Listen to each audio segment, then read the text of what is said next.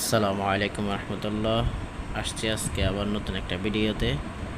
আমরা 10 নম্বর ভিডিওতে আপনাদের হরকত দিয়ে কিভাবে 29টা হরফ পড়তে হয় সেটা শিখিয়েছি। আজকে আমরা আপনাদেরকে পড়াবো 12 নম্বর ক্লাসে আমরা হরকতের কথা বললাম। আর এখন আমরা আজকে 13 নম্বর ক্লাসে হরকত দিয়ে কিভাবে কোরআন পড়তে হয় সেই সম্পর্কে যাব ইনশাআল্লাহ।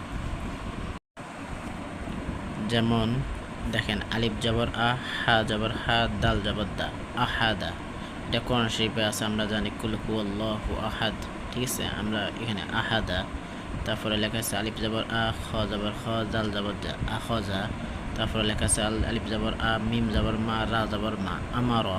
তারপরে লেখা আছে জিম জবর যা, আইন জবর আ, লাম জবর লা, জা আলা। ঠিক আছে, এরকম পরেগুলো আছে জামা আছে, হাসাদা আছে, হাসারো আছে, খলাকও আছে, জাকারও আছে, আদাদা আছে, কদারও আছে, নাসরও আছে। আমরা প্রথম লাইনে আপনাদেরকে বানান করে পড়ে দেব, পরের লাইনগুলো আপনাদের বলে দিব। আপনারা এই প্রথম লাইনগুলো বা পরের লাইনগুলো বানান করে নিজেরা পড়বেন। ঠিক আছে, তারপরে আছে বাজের বি, সিনজের সি, রজের রি, বিশিরি, গঞ্জের গি, সিনজের সি, লামজের লি, গৈসিলি। তারপরে মিমজের মি, সাজের সি, লামজের লি, মিসিলি, সাজ, সিনজের সি, রাজের রি, ফাজের ফি, সিরিফি, ইভিলি। তারপরে আছে আইনিবি, শিজিরি, নিশিবি, বিকিরি, শিশিবি, নিফিকি, খিদিরি। ঠিক আছে, এভাবে আপনারা নিজেরাও 29টা হরফ লাগিয়ে আপনারাও নিজেরাও চাইলে জের দিয়ে পড়তে পারেন। ঠিক আছে, তারপর আমরা এখন দেখব পেশ দিয়ে। লাম পেশ লু, ত পেশ তু, ফা পেশ ফু, লুতুফু। তারপরে আলিফ পেশ উ, ফা পেশ ফু, কফ পেশ কু, উফুকু। গয়েন পেশ গু, লম পেশ লু, বা পেশ বু, গুলুবু। কাপ পেশ কু, তা পেশ তু, বা পেশ বু, কুতুবু। রা পেশ রু, ঝা পেশ ঝু, কফ পেশ কু, রুজুকু। রা পেশ রু, সিন পেশ সু, লাম পেশ লু, রুসুলু। এরকম আছে শুরুফু, উরুদু, খুলুকু, ফুহুমু, বউদু, সহফু। ঠিক আছে, হুদুরু।